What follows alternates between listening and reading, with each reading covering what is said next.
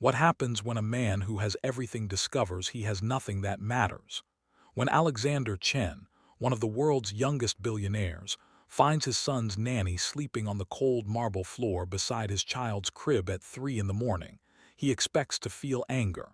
Instead, he feels something he hasn't felt in years, his heart breaking open. This is the moment that changes everything. Stay with us to discover how one exhausted woman sleeping on a floor transforms a billionaire's empire into something far more valuable than money could ever buy.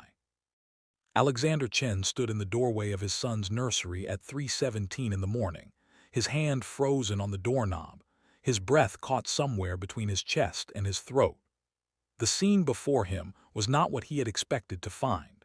He had come upstairs to check on his 18-month-old son, Lucas, after hearing faint sounds through the baby monitor in his home office where he had been working for the past 6 hours. What he found was a tableau that would be burned into his memory forever, changing the trajectory of his carefully controlled life in ways he could never have anticipated. There on the cold Italian marble floor beside Lucas's antique mahogany crib lay Elena Martinez. She was curled into a tight ball, her knees drawn up to her chest, her arms wrapped around herself as if trying to preserve warmth. She wore the same simple gray dress she had worn yesterday, he realized with a start. Her dark hair had escaped from its usual neat bun and spilled across the floor like a pool of ink. One of her hands stretched toward the crib, fingers splayed as though even in sleep she was reaching for his son. Her face, normally composed and serene during their brief interactions, looked younger in repose, more vulnerable. There were dark circles under her eyes that he had never noticed before, or perhaps had never bothered to notice. Her lips were slightly parted, and her breathing was shallow and rapid, the breathing of someone too exhausted to sink into truly restorative sleep. Alexander's first instinct was anger. He paid her generously, more generously than any nanny in the city. She had her own room, a comfortable space with an ensuite bathroom on the third floor. Why was she sleeping here on the floor like some medieval servant? Was this some kind of statement, some passive-aggressive attempt to make him feel guilty? He opened his mouth to wake her, to demand an explanation, but then his eyes traveled upward to the crib, and the words died in his throat. Lucas was sleeping peacefully, his small chest rising and falling with the steady rhythm of deep sleep. His tiny fist was curled near his face, his rosebud mouth slightly open. The baby monitor that should have been on the dresser was clutched in Alina's other hand, Alexander noticed. And then he saw more. The humidifier was running. Lucas had been congested yesterday. There was a cool mist vaporizer positioned at a safe distance from the crib. A small bowl of water sat nearby with a cloth draped over its edge. The rocking chair had been pulled closer to the crib than usual. A medical thermometer lay on the side table, beside a notepad covered in Alina's neat handwriting. Alexander took a quiet step into the room, careful not to disturb either sleeper, and picked up the notepad. His hands, which never trembled during billion-dollar negotiations, shook slightly as he read Alina's notes. They were time-stamped entries beginning at 8 p.m. the previous evening. 8 p.m. temperature 100.2. Given infant acetaminophen as per Dr. Morrison's dosage instructions. 8:30 p.m. refused bottle. Offered water instead. Drank 2 ounces. 9 p.m. fussy. Walked with him for 20 minutes. Sang lullabies.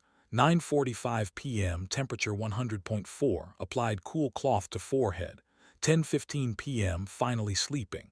Breathing sounds congested. Moved humidifier closer.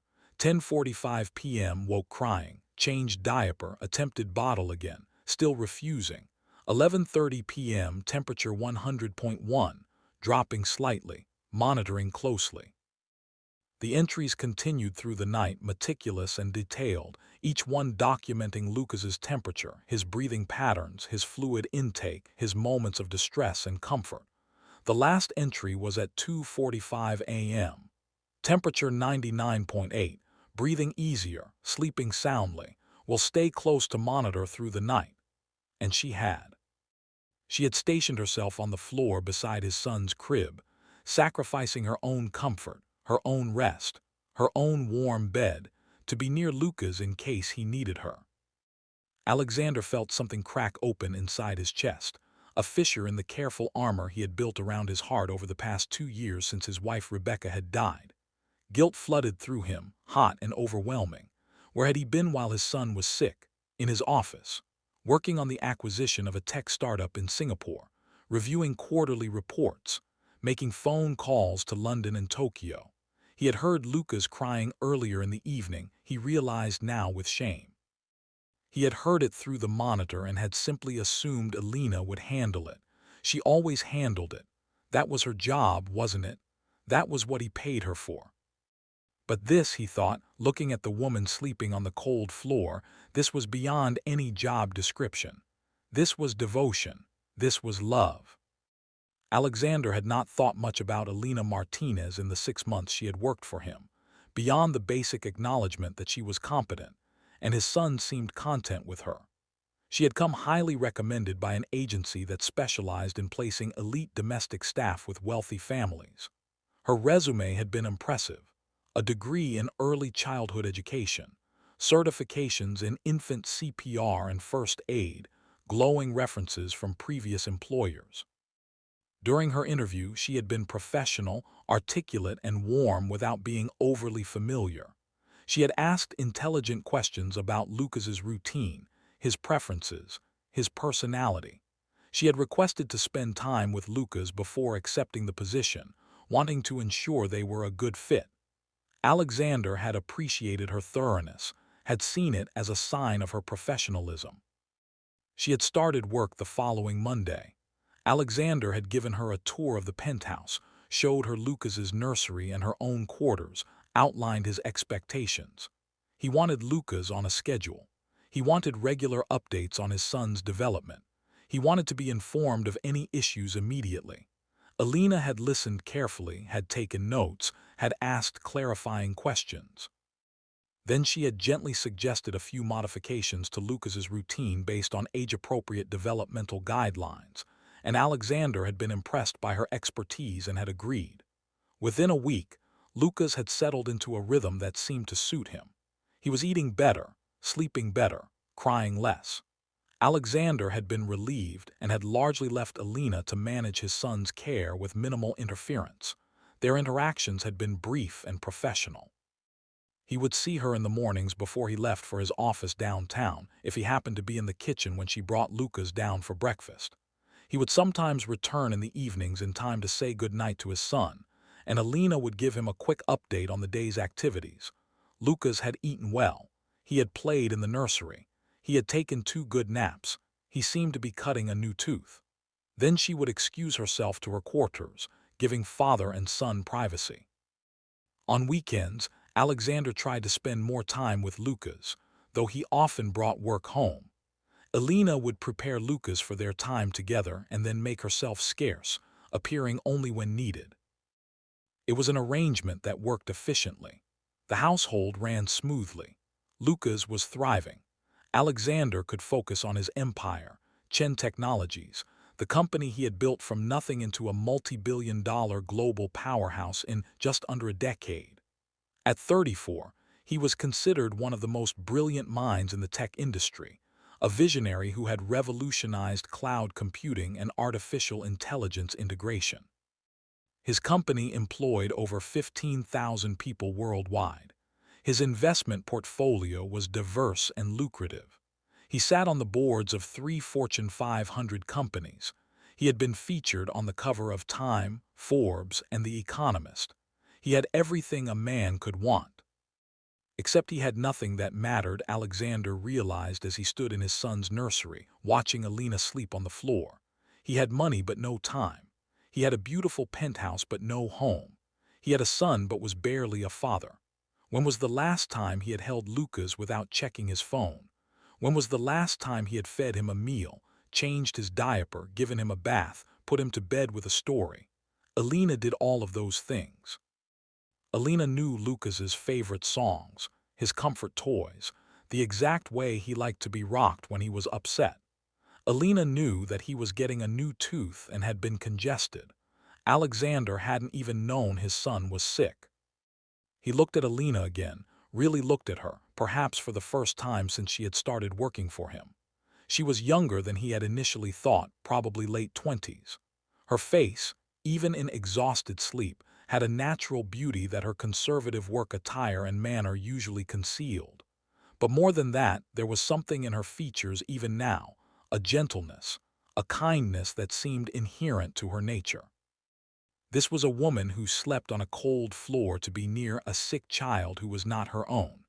This was a woman who documented every detail of that child's illness with the precision of a medical professional and the concern of a mother. This was a woman who had given up her comfort, her rest, her own well-being to care for his son. What did he know about her? Alexander searched his memory and came up empty. He knew she lived in his home but knew nothing of her life. Did she have family, friends, hobbies, dreams? What did she do on her days off? What made her laugh? What made her sad? He paid her a salary but knew nothing of her story. He trusted her with his most precious treasure, his son, but had never bothered to see her as anything more than an employee, a function, a role to be filled. Shame washed over him again, deeper this time.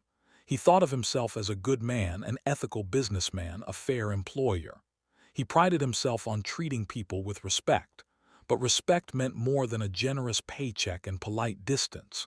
Respect meant seeing people, acknowledging their humanity, recognizing their value beyond their utility.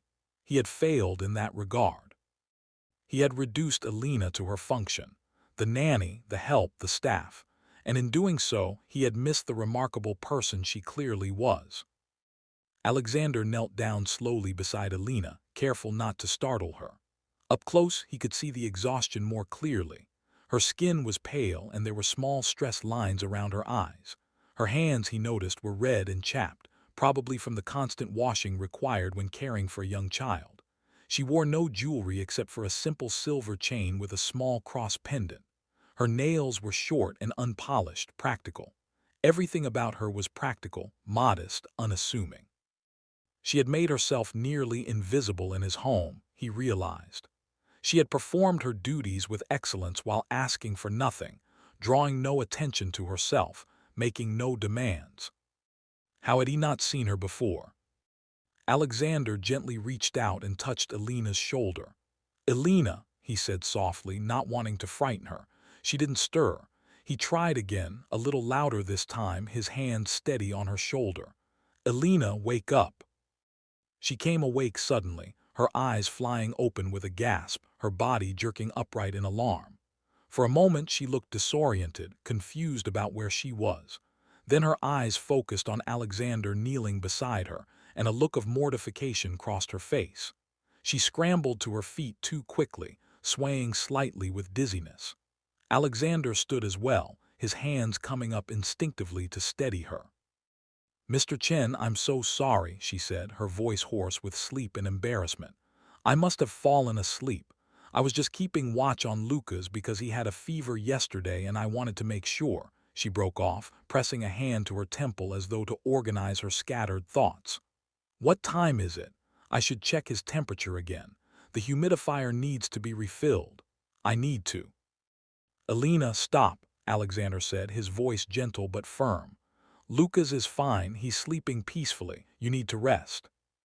"But I'm supposed to." "You're supposed to take care of yourself so that you can take care of my son," Alexander interrupted. "When was the last time you slept in a bed?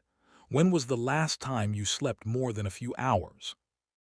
Alina's face flushed and she looked away. "Lucas needed me last night. He was sick. I couldn't just leave him."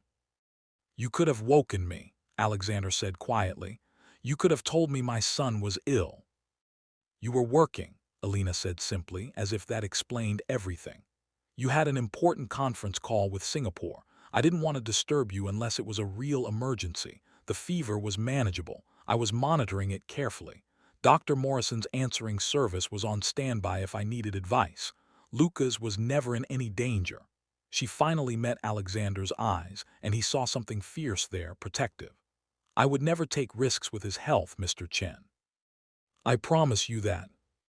"I know," Alexander said, and he meant it. The evidence of her diligence was all around them. the careful notes, the medical supplies, the vigilant watch she had kept through the night. I'm not questioning your judgment or your care, Alina.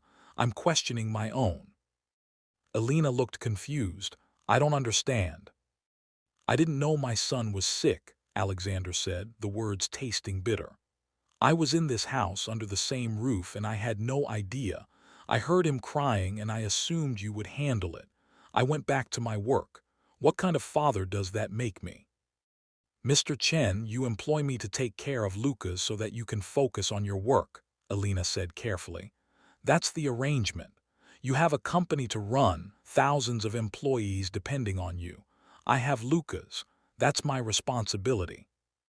But he's my son, Alexander said, his voice rough with emotion he rarely allowed himself to feel. My only child, the only piece of Rebecca I have left, and I've been so focused on work, on building the company, on maintaining the empire, that I've lost sight of what actually matters. I've missed 6 months of his life, Alina, 6 months of moments I can never get back. And you, he gestured helplessly at the floor where she had been sleeping. You spent the night on a cold floor because you care about my son that much, because you were worried about him, because you love him. Alina's eyes filled with tears and she blinked rapidly, clearly uncomfortable with the emotion. Of course I care about Lucas, Mr. Chen. He's a wonderful child. Anyone would love him. But not everyone would sleep on a floor for him, Alexander said. Not everyone would keep meticulous notes on his temperature through the night. Not everyone would sacrifice their own comfort and rest to watch over him. You did that, Alina. And I've been so blind, so wrapped up in my own world that I never noticed. I never saw you. I never saw what you do for my son, the devotion you show him every single day. And I'm ashamed of that. Alina wiped at her eyes with the back of her hand. You don't need to be ashamed, Mr. Chen. You're a good father, you provide for Lucas. You've given him a beautiful home, the best of everything. You make time for him when you can. I see how he lights up when you come home in the evenings. He loves you. Does he? Alexander asked quietly. Or does he love the idea of me? How can he love someone he barely sees, someone who's more interested in mergers and acquisitions than in reading him bedtime stories? You're the one he sees every day. You're the one who comforts him when he's sick, feeds him, plays with him, teaches him. You're more of a parent to Lucas than I am. That's not true, Alina protested. Mr. Chen, you're exhausted. You're feeling guilty because Lucas was sick and you didn't know. But that's what you employ me for. You can't be everywhere, do everything. You're building something important with your company. You're creating jobs, developing technology that will change the world. Those things matter too. Do they? Alexander asked. When I'm on my deathbed, Alina, am I going to be proud of the quarterly earnings reports? Am I going to find comfort in the company's stock price? Or am I going to regret that I missed my son's childhood, that I let work consume me to the point where I didn't even know he was sick? He ran a hand through his hair, a gesture of frustration and weariness. Rebecca died 2 years ago. Ovarian cancer. It was aggressive, brutal. We had 3 months from diagnosis to the end. 3 months. And during those 3 months, all I could think about was how much time we had wasted. How many evenings I had worked late instead of coming home to her. How many weekends I had spent at the office instead of traveling with her, making memories with her. How many times I had chosen the company over her without even realizing I was making a choice. Alina was quiet, listening, her expression compassionate. I promised myself when she died that I wouldn't make the same mistake with Lucas, Alexander continued, his voice breaking slightly. I promised Rebecca, in those final days, that I would be a good father, that I would be present, that I would put him first. And I failed. I let myself fall back into the same patterns. I convinced myself that providing for him financially was the same as being there for him. I convinced myself that having the best nanny money could buy was sufficient. But it's not. Money can't replace presence. You can't buy love or connection. You can't hire someone to be a parent for you, no matter how wonderful that person might be. He looked at Alina, this woman who had shown more devotion to his son in 6 months than he had shown in the past year. I've been failing Lucas, and I've been failing you. You shouldn't have to manage his illness alone. You shouldn't have to sleep on floors. You shouldn't have to be both mother and father to him because I'm too busy to be either. And I'm sorry, Alina. I'm deeply sorry for putting that burden on you, for not seeing you, for not valuing you the way you deserve to be valued." Alina was crying openly now, tears streaming down her face. "Mr. Chen, please don't apologize. I love taking care of Lucas. It's not a burden, it's a joy. He's brought light into my life in ways you can't imagine. I'm the one who should be grateful to you for this opportunity." "Tell me," Alexander said impulsively. "Tell me about yourself, Alina. I realize I know almost nothing about you, and that's inexcusable. Where are you from? Do you have family? What brought you to this city, to this work?" Alina hesitated, clearly surprised by the question. "Mr. Chen, it's nearly 4 in the morning. You should get some rest. We can talk another time." "I don't want to talk another time," Alexander said. "I want to talk now. Please, Alina, help me understand who you are. Help me see you." Alina took a deep breath, her hands twisting together nervously. "I grew up in a small town in upstate New York," she began slowly. "My parents immigrated from Mexico before I was born. My father worked in construction. My mother cleaned houses. They worked incredibly hard to give me and my younger brother opportunities they never had. They wanted us to go to college, to have professional careers, to have easier lives than they did." "Did you?" Alexander asked gently. "I did," Alina said. "I got a scholarship to study early childhood education at a state university. I graduated with honors. I was going to be a teacher. That was always my dream, to work with young children, to help them learn and grow during those crucial early years." She paused, her expression darkening with pain. "But then my mother got sick. Breast cancer. Stage 4 by the time they caught it. My father's construction job didn't provide health insurance. The bills started piling up. I couldn't take a teaching job that barely paid enough to cover my own expenses, not when my family needed help. So I took a nanny position instead. Private nannies make more than teachers, especially in wealthy households. I could send money home to help with medical bills." "I'm sorry," Alexander said quietly. "Your mother, did she?" "She passed away 3 years ago," Alina said, her voice thick with grief. "I was with her at the end, at least. That's one thing I'm grateful for. I was able to be there, to hold her hand, to tell her I loved her." She wiped at her tears again. "My father has never been the same. Losing her broke something in him. He still works, but he's just going through the motions. And my brother Miguel, he struggled after Mom died. He dropped out of college. He started making bad choices, getting involved with the wrong people. I send most of my paycheck home to help my father and to try to keep Miguel out of trouble. The generous salary you pay me, Mr. Chen, it's not just supporting me. It's supporting what's left of my family." Alexander felt his heart constrict with emotion. Here was this woman, carrying the weight of her family's grief and financial struggles on her shoulders, working exhausting hours to care for someone else's child while her own family fell apart. And she had never complained, never asked for special consideration, never let her personal pain interfere with her professional dedication. "Alina, if you needed time off to be with your family, you should have told me. If you needed additional financial assistance, you should have asked. I would have helped." "You're already helping by employing me," Alina said. "Mr. Chen, you pay me more than I could make anywhere else. You've been nothing but fair and professional. I couldn't ask for more." "But you sleep on floors," Alexander said, gesturing to where she had been lying. "You work yourself to exhaustion. You sacrifice everything for Lucas, for me, for my family, while your own family struggles." "Lucas needed me last night," Alina said simply. "When a child needs you, nothing else matters. That's what my mother taught me. That's what love is, putting someone else's needs before your own." If you're finding this story touching, please subscribe to our channel. The morning after the nursery revelation, Alexander Chen walked into his home office at 5:30 a.m. But instead of immediately opening his laptop as he usually did, he sat in his leather chair and stared at the wall. The sun was just beginning to rise over the city, painting the sky in shades of amber and rose that he couldn't remember the last time he had stopped to appreciate. His mind was full of images from the night before.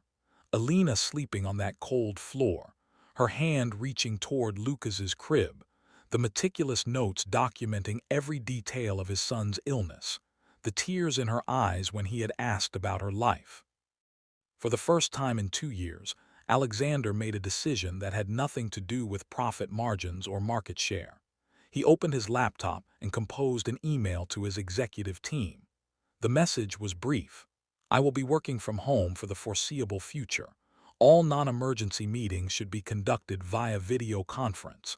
I trust you to manage day-to-day operations with minimal oversight. This is not a crisis or a concern about the company's performance. This is a personal decision about priorities, effective immediately. He sent the email before he could second-guess himself.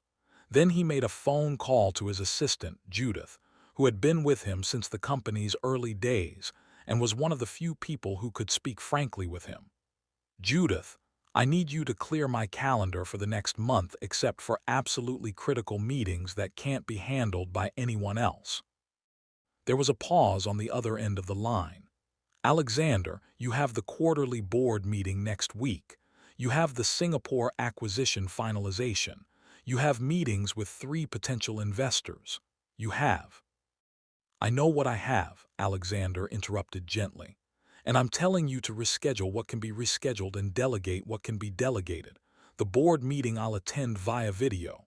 The Singapore deal is 99% done. Marcus can handle the final negotiations. The investor meetings can be pushed back or conducted remotely. Judith, I haven't taken real time off in 10 years. I haven't been present for my son. That changes now. Another pause, longer this time. Then Judith's voice came back softer. It's about time, Alexander. Rebecca would be proud of you. The words hit him like a physical blow, bringing tears to his eyes that he blinked away. Thank you, Judith. I should have done this a long time ago. Better late than never, Judith said. I'll handle everything, you be with your boy. After he ended the call, Alexander sat in the quiet of his office and thought about what he wanted his life to look like. He thought about the man he had been when Rebecca was alive, before grief and guilt had driven him to bury himself in work. He had been ambitious then too, driven and focused on building the company. But he had also known how to laugh, how to play, how to be present for the people he loved. He had taken Rebecca to dinner at little hole-in-the-wall restaurants she had discovered. He had surprised her with weekend getaways. He had danced with her in their kitchen to old jazz records. He had been alive, not just functional. When had he stopped being alive? When had existence become nothing but work and sleep, and the mechanical fulfillment of basic obligations? He couldn't pinpoint the exact moment, but he knew it had happened gradually after Rebecca's death, a slow withdrawal from the world of feeling into the safer realm of spreadsheets and strategy sessions. He had told himself he was honoring her memory by building the company into something extraordinary. But Rebecca wouldn't have wanted this. She would have been furious to see him neglecting Lucas, sacrificing the present for some nebulous future success. It was time to wake up. It was time to live again. Alexander left his office and made his way quietly to the nursery. It was just after 6 a.m. Through the door he could hear soft singing, Alina's voice, gentle and melodic, singing a Spanish lullaby he didn't recognize. He eased the door open and saw her standing by the window with Lucas in her arms, rocking him gently as morning light streamed across them both. She was still wearing the gray dress from yesterday, he noticed with a pang. She had probably gone straight to Lucas when he woke up, not taking time to change into fresh clothes. Alina turned when she heard the door and looked surprised to see him. Mr. Chen, good morning. I'm sorry if we disturbed you. Lucas woke up early, but his fever is completely gone. He seems much better. You don't have to apologize, Alexander said, walking into the room. How are you feeling? Did you get any more sleep? I'm fine, Alina said automatically, though the dark circles under her eyes suggested otherwise. I was actually about to take Lucas down for breakfast. Would you like to join us?" "I would," Alexander said. "But first, I'd like you to go to your room, take a hot shower, change into comfortable clothes, and rest for a few hours. I'll take care of Lucas this morning." Alina's eyes widened in surprise. "Mr. Chen, that's not necessary. This is my job. You must have work to do." "My work can wait," Alexander said. "Alina, after what you did last night, after sleeping on that floor to watch over my son, the least I can do is give you a morning off to rest properly. Please, let me take care of him. I want to." Alina hesitated, clearly torn between professional duty and exhaustion. "Are you sure?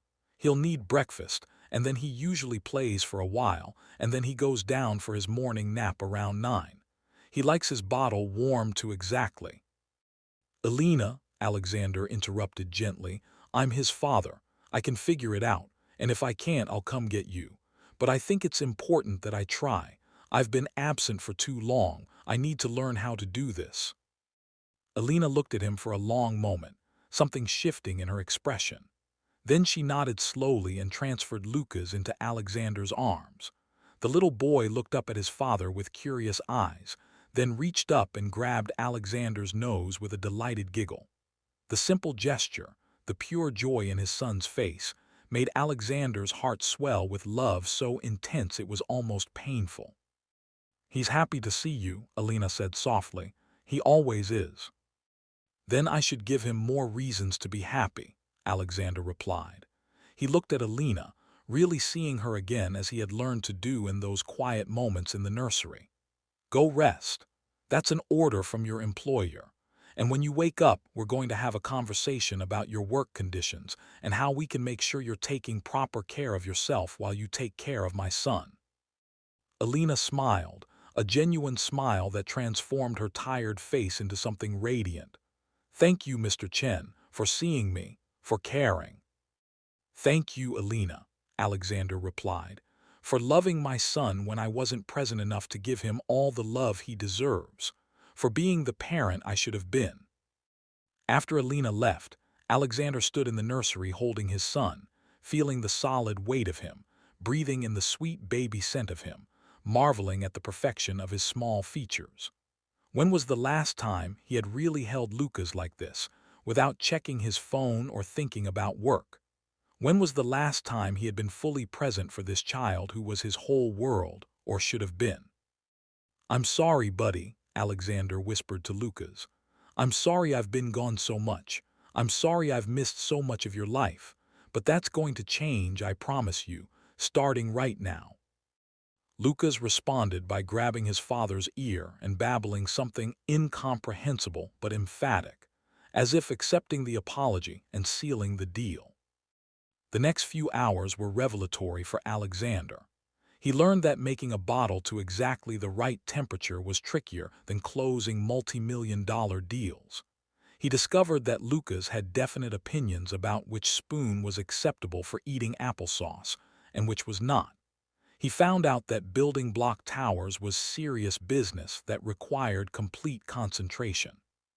He experienced the joy of making his son laugh, really laugh, that deep belly laugh that Bobbies do, by making silly faces and animal sounds. He felt the trust in the way Lucas leaned against him while they looked at picture books, the way his small hand would periodically reach up to touch Alexander's face as if to make sure he was really there. This, Alexander thought as he rocked Lucas for his morning nap, this was what mattered. Not the Singapore acquisition or the quarterly earnings or the board meetings. This small person in his arms, this child who was half him and half Rebecca, this was his legacy, his purpose, his reason for everything. How had he forgotten that? How had he let himself become so lost in the pursuit of success that he had neglected the one success that actually counted, being a good father? When Lucas finally fell asleep, Alexander didn't immediately put him in the crib. Instead, he continued rocking, holding his son, watching him sleep, memorizing every detail of this moment. He thought about Alina's sacrifice, sleeping on the floor to be close to Lucas during his illness. He understood it now in a way he hadn't before. When you loved someone this much, when someone this precious was entrusted to your care, You would do anything for them. You would give up comfort, sleep, your own needs. You would put them first without question or hesitation.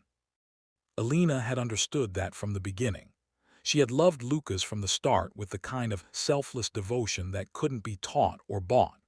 She had given his son the care and attention that Alexander had been too blind or too busy to provide. She had been the mother Lucas had lost. That thought brought Alexander up short. Alina had been mothering Lucas, but she wasn't his mother. She was an employee. What would happen if she decided to leave? If she got a better offer, met someone and got married, wanted to pursue her teaching dreams? Lucas would be devastated. He would lose another maternal figure, another source of love and stability. And Alexander realized with stunning clarity that he would be devastated too. The thought of Alina not being in their lives, not being part of their family, was suddenly unbearable. When had she become so essential? When had she gone from being an employee to being something more, something he didn't quite have words for yet? Alexander was still pondering these questions when his phone buzzed with an incoming call. He glanced at the screen and saw it was Judith. He answered quietly, careful not to wake Lucas. "This better be an emergency, Judith." "It might be," Judith said grimly. "We have a situation. The Singapore deal is falling apart. Chen Technologies stock is down 4% on rumors that we're pulling out. Marcus needs you. The board is panicking. Alexander, you need to get down here." Alexander looked down at his sleeping son, feeling the old pull of responsibility to the company, to the thousands of employees depending on him. Then he thought about his promise, to Lucas and to himself. He thought about Rebecca's disappointment if she could see how he had been living. He thought about Alina sleeping on the floor and what that said about real priorities. "No," Alexander said quietly but firmly. "No," Judith repeated, sounding shocked. "Alexander, this is a billion-dollar deal. This is." "Marcus is a brilliant executive," Alexander interrupted. "That's why I pay him so well. He can handle this. If he needs guidance, I'll consult by phone. But I'm not coming in, Judith. I told you I'm working from home. I meant it." "But—" "The company is important," Alexander said. "But my son is more important. I've finally figured that out, and I'm not going to forget it again. Tell Marcus I have complete confidence in him. Tell the board that if they don't trust my executive team to handle a negotiation, then we've hired the wrong executives. Tell the media that rumors are just rumors and Chen Technologies remains committed to strategic growth. And Judith, if this job requires me to sacrifice my relationship with my son, then maybe it's time for me to step back from day-to-day operations entirely." There was a long silence. Then Judith laughed softly. "Rebecca would be so proud of you right now. I'll handle it, Alexander. You take care of that beautiful boy." After ending the call, Alexander felt a weight lift from his shoulders that he hadn't even realized he'd been carrying. For the first time in years, he had chosen his personal life over business, and instead of feeling guilty or anxious, he felt liberated. The company would survive without him micromanaging every detail, but Lucas's childhood wouldn't wait. These precious early years would pass whether Alexander was present for them or not, and he refused to miss any more of them. Over the next 2 weeks, Alexander's life transformed in ways he never could have imagined. He spent his mornings with Lucas, feeding him breakfast, playing with blocks and toy cars, reading the same picture books over and over because Lucas loved the repetition. He learned his son's rhythms and preferences. He discovered that Lucas loved to dance and would bounce excitedly whenever music played. He found out that Lucas was fascinated by water and could spend an hour splashing in the bathtub. He experienced the profound satisfaction of being the one who could comfort his son when he was fussy, the one whose presence could turn tears into laughter. But Alexander also paid attention to Alina in ways he never had before. He noticed how she moved through the house with quiet efficiency, anticipating needs before they arose. He saw the way she talked to Lucas constantly, narrating everything she did to help build his vocabulary. He observed her gentleness, her patience, her creativity in finding ways to engage and teach while playing. He watched her face when she looked at Luca's and saw unmistakable love there, not the professional fondness of a caregiver, but genuine maternal devotion. He also noticed things that troubled him. Alina never took breaks unless Alexander insisted. She ate her own meals quickly, usually standing at the kitchen counter rather than sitting at the table. She wore the same rotation of simple, modest dresses that were practical but worn. She never talked about her own life, her own interests, her own needs. She seemed to exist solely in service to Luca's and the household, as if she had no identity beyond her role as nanny.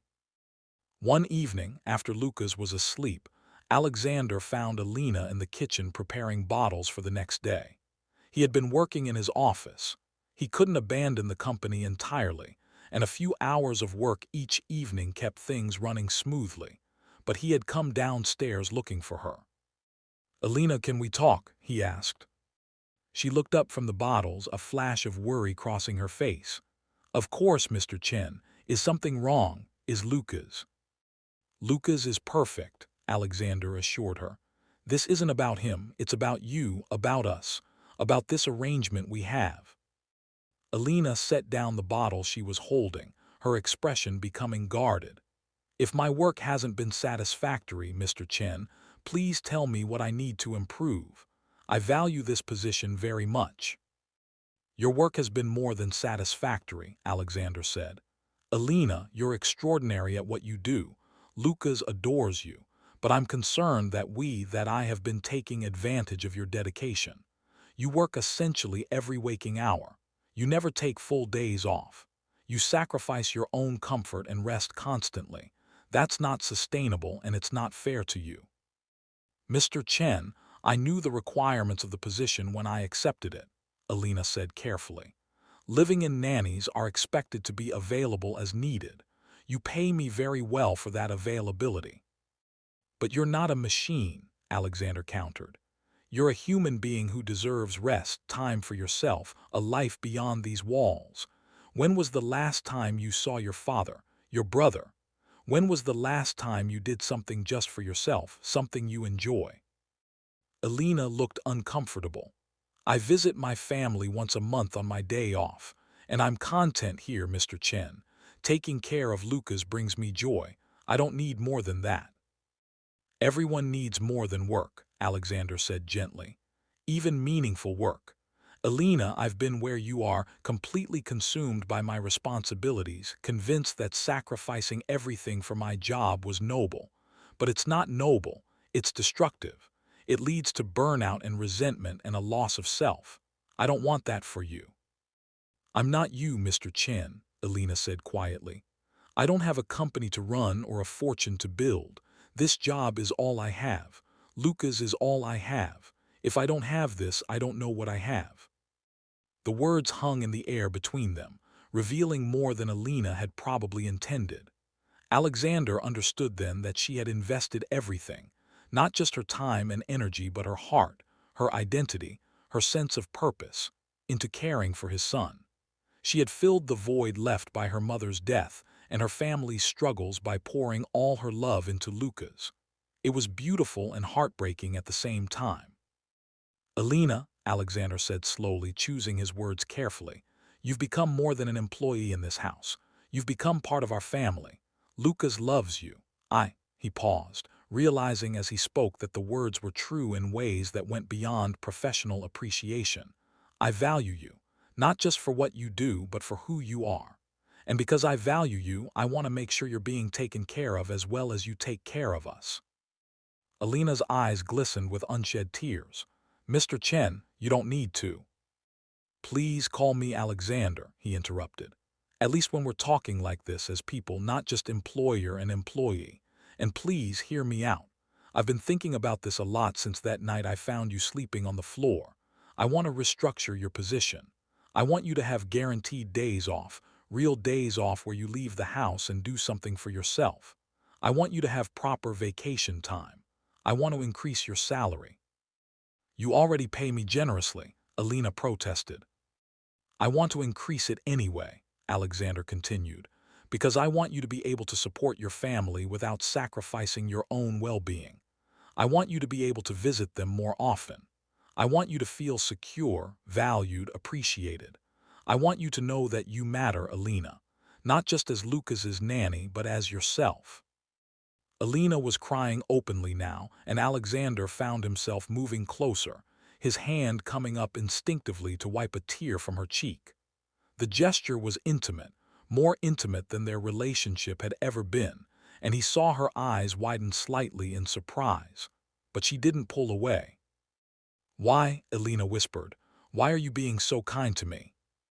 "Because you deserve kindness," Alexander said simply. "Because you've shown my son more love than anyone except his mother. Because you've sacrificed for us without complaint or expectation of recognition. Because when I look at you, I see someone remarkable, someone strong and gentle and selfless. Because," he trailed off, not quite ready to articulate the other feelings that had been growing in him over these past 2 weeks, feelings that went beyond gratitude or professional respect. Alina searched his face, and something passed between them in that moment, an understanding that shifted the foundation of their relationship into something new and uncertain, and charged with possibility. Then Alina stepped back, breaking the spell, her professional demeanor sliding back into place like armor. "Thank you, Mr. Chen, Alexander," she corrected herself. "Your kindness means more to me than you know, but I don't want you to feel obligated to change our arrangement because of one night when I was doing my job. I'm happy with things as they are." "Are you?" Alexander asked. "Are you truly happy, Alina? Or are you just convincing yourself you are because you're afraid to want more?" The question hung between them, unanswered, because at that moment they heard Lucas crying through the baby monitor. Alina immediately turned toward the stairs, but Alexander caught her arm gently. "Let me," he said. "You finish the bottles, I'll handle it." As Alexander climbed the stairs toward his son's cries, he realized that something fundamental had shifted in his understanding of his own heart. Alina wasn't just the nanny anymore. She wasn't just the woman who cared for his son. She was becoming something more to him, something he hadn't felt since Rebecca's death. A connection, a pull, a possibility. But it was complicated. She worked for him, which created an inherent power imbalance. She had suffered loss just as he had and had found solace in caring for Lucas. Was that a foundation for something real, or just two broken people finding temporary comfort in proximity? And what about Rebecca? Was he betraying her memory by developing feelings for someone else? Would she want him to be happy again, or would she expect him to remain loyal to her ghost? These questions plagued Alexander over the following days as he continued to spend time with Lucas and Alina. He couldn't help noticing everything about her now that he had allowed himself to truly see her. The way she hummed while cooking, the sound of her laughter when Lucas did something adorable, the grace in her movements, the intelligence in her eyes when they discussed Lucas's development or talked about books, or the rare occasions when she shared a story from her own childhood. He found himself looking for excuses to be in the same room with her.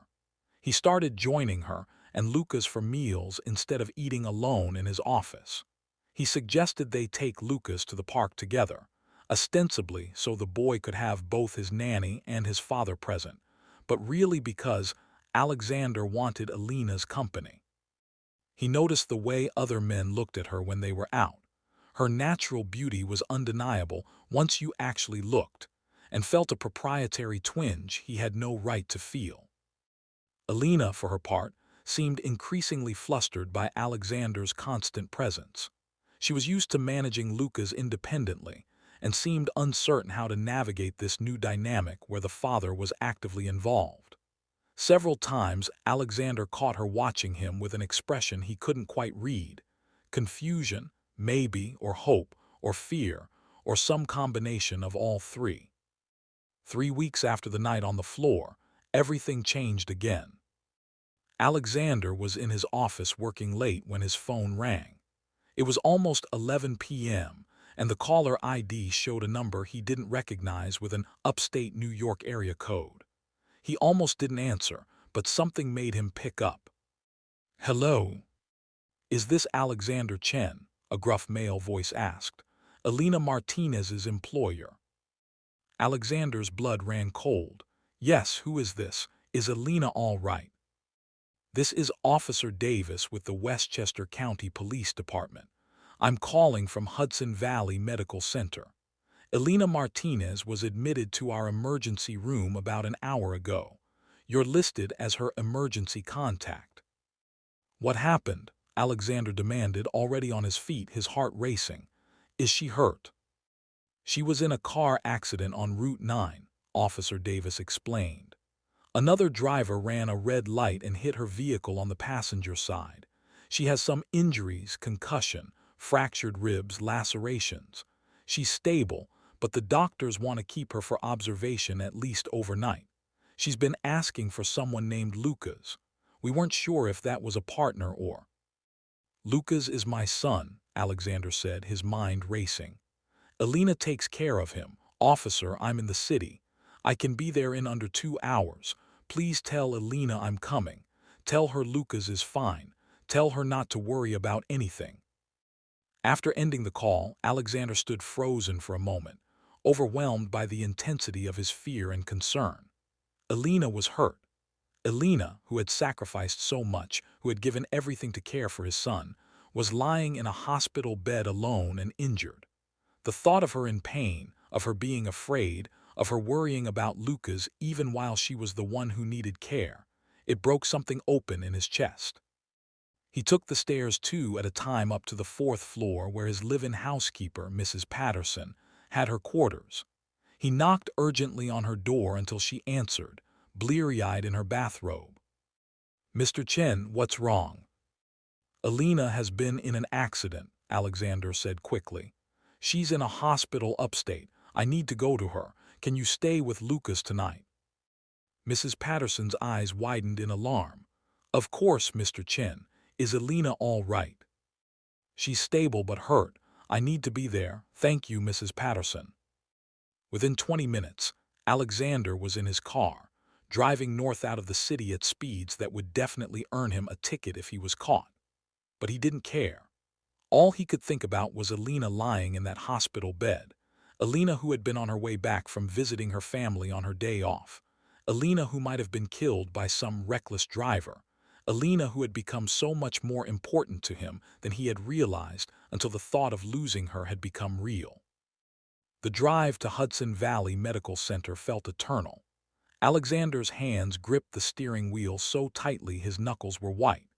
He kept seeing images of Elena, her sleeping on the floor beside Lucas's crib, her smile when his son made her laugh, the tears in her eyes when Alexander had told her she mattered, the way she had looked at him in the kitchen when something had shifted between them.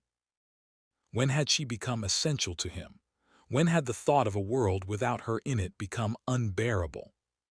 Alexander reached the hospital at 1:15 a.m. and rushed through the emergency room entrance to the reception desk. "Elena Martinez," he said breathlessly to the nurse. "She was admitted earlier tonight. Car accident. I'm Alexander Chen. I was called as her emergency contact." The nurse checked her computer and nodded. "Room 217. She's awake. Take the elevator to the 2nd floor." Alexander found the room and paused outside the door, trying to calm his racing heart and compose himself. Then he pushed the door open and stepped inside. Elena was in the bed, looking small and vulnerable in a hospital gown. There was a bandage on her forehead, and her left arm was in a sling. Monitors beeped softly beside her, and an IV drip fed into her hand. But her eyes were open, and when she saw Alexander, they filled with tears. "Mr. Chen," she whispered, "you came. You didn't have to. Lucas must need." "Mrs. Patterson is with Lucas," Alexander said, crossing to her bedside in 3 quick strides. "He's fine. He's safe. Don't worry about him. How are you feeling? Tell me everything that hurts."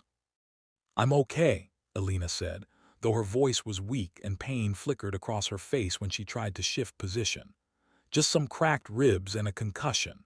They want to watch me overnight to make sure there's no brain swelling, but the doctor said I was lucky. if the impact had been a few inches more to the center of the car. She trailed off, her eyes reflecting the awareness of how close she had come to something much worse.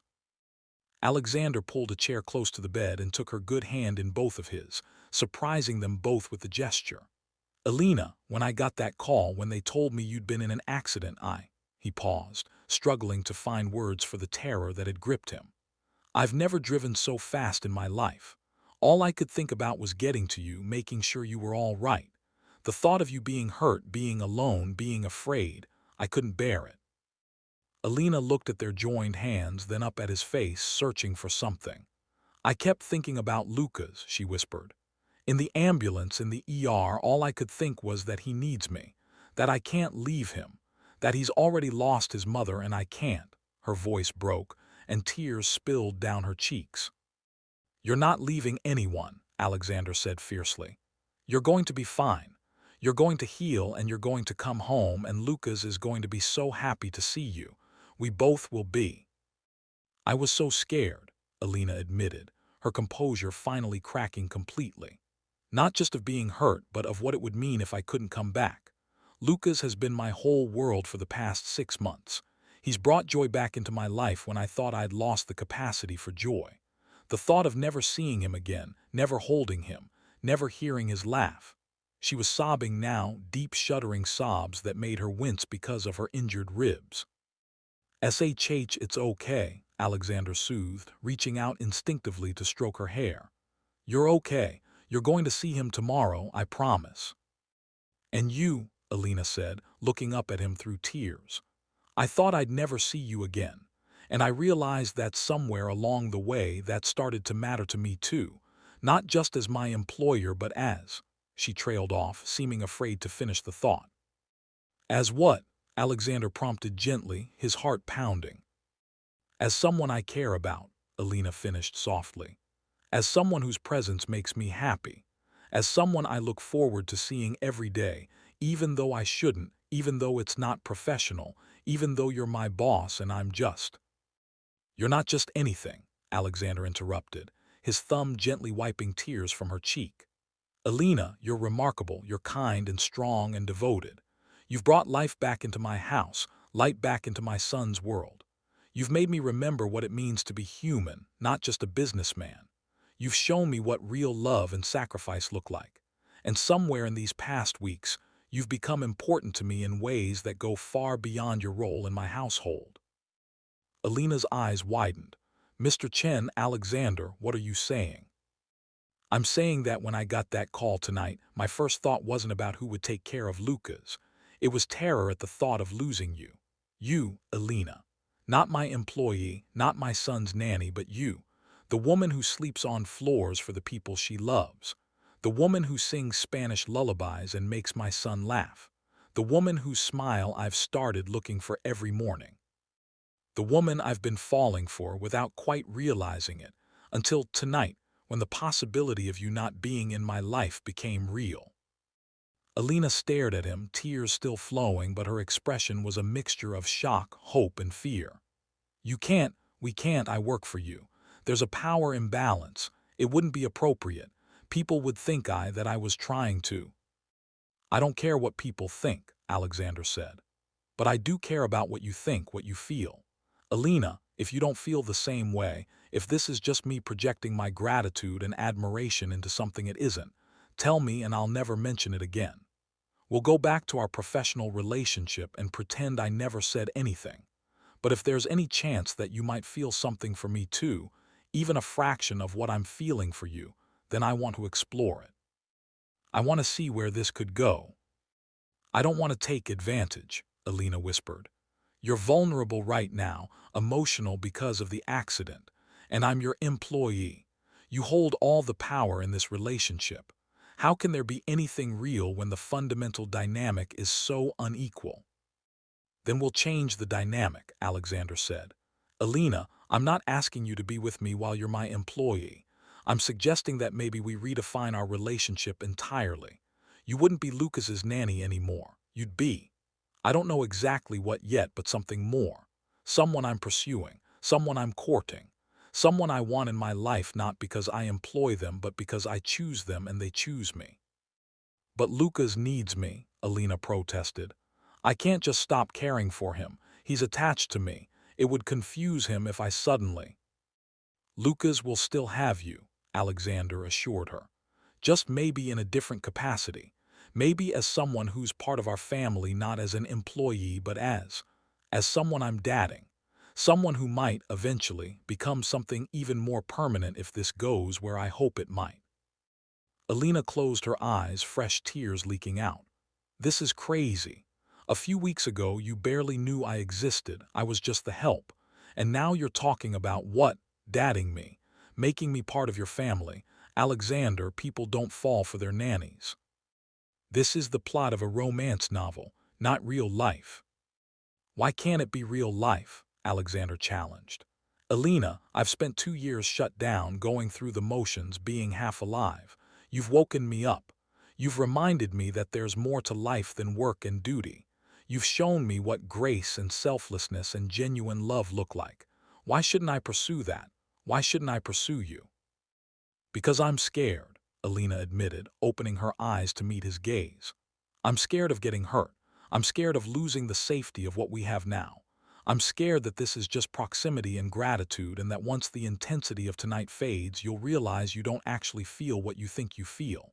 And I'm terrified of what it would mean for Lucas if we tried this and it failed. He's already lost one mother figure.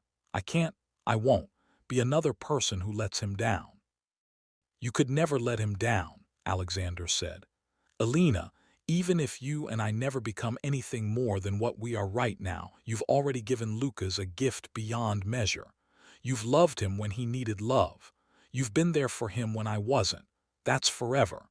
That doesn't go away regardless of what happens between us. But what does happen between us? Alina asked. Say we try this. Say I agree to explore these feelings. What does that even look like? I live in your house. I take care of your son. How do we separate the professional from the personal? How do we navigate the complexity of that? Carefully, Alexander said. Thoughtfully, with open communication and mutual respect. Alina, I don't have all the answers. This situation is complicated, I know that. But I also know that life is short and unpredictable. I know that because I lost Rebecca suddenly and tragically. I know that because you almost died tonight. And I've learned that when something matters, when someone matters, you don't wait. You don't let fear or convention or complicated logistics stop you from reaching for what could be extraordinary. Alina was quiet for a long moment, studying his face, seeming to weigh his words against her own fears and doubts. Then she squeezed his hand, the one that was still holding hers. I do feel something for you, she admitted quietly. I've been trying not to because it felt inappropriate, unprofessional. But when I was in that ambulance tonight, when I thought I might not make it, you were one of the people I thought about. Not just because of Lucas, but because somewhere along the way you became important to me. The way you've changed these past weeks, the way you've been so present with your son, the kindness you've shown me, it's touched something in me that I thought had died with my mother. The hope that goodness exists, that people can change, that maybe I deserve to be seen and valued not just for what I do, but for who I am. Alexander felt his eyes sting with emotion. You do deserve that, Alina. You deserve everything good. So do you, Alina said. You deserve to be happy again, to find love again. I just don't know if I'm the right person to give you that. I don't come from your world, Alexander. I don't understand fancy parties or business empires or the social circles you move in. I'm just a girl from a small town who wanted to be a teacher and ended up taking care of other people's children instead. You're not just anything, Alexander repeated. And I don't want someone from my world. I've been surrounded by people from my world my entire adult life, and none of them have touched my heart the way you have in these past few weeks.